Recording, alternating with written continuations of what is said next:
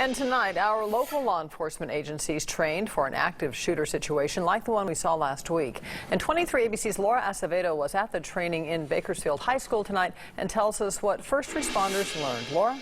Jackie, this training was planned months ago and was treated as a real-life situation. But during the drill, law enforcement took time to do on-the-spot training to make sure everyone knew the best way to respond to the emergency.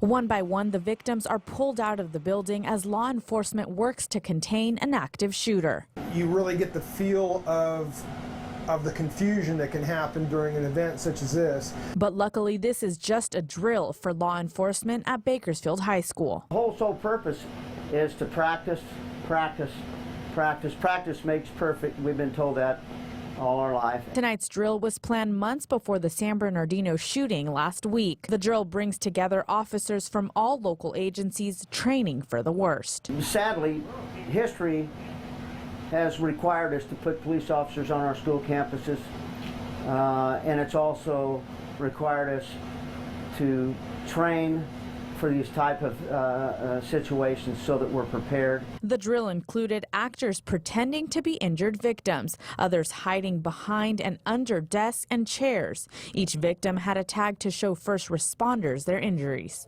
Even though we work on calls daily, together, never in close contact like this, so it's really been enlightening as far as our people working together. The fire department practiced a new policy tonight where rescue teams went in with police protection after the suspect had been apprehended. The goal, to get to the victims faster. Going all the way back to Columbine, is we had a lot of patients that were bleeding to death waiting for areas to be cleared.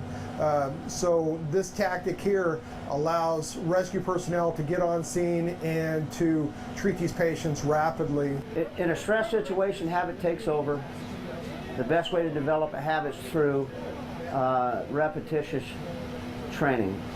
Bakersfield Fire says they hope they'll never have to respond to a real active shooter, but say these drills are the time to practice and plan to make sure that if that day ever comes, they are 100% ready. In the Live Center, Laura Acevedo, 23 ABC News.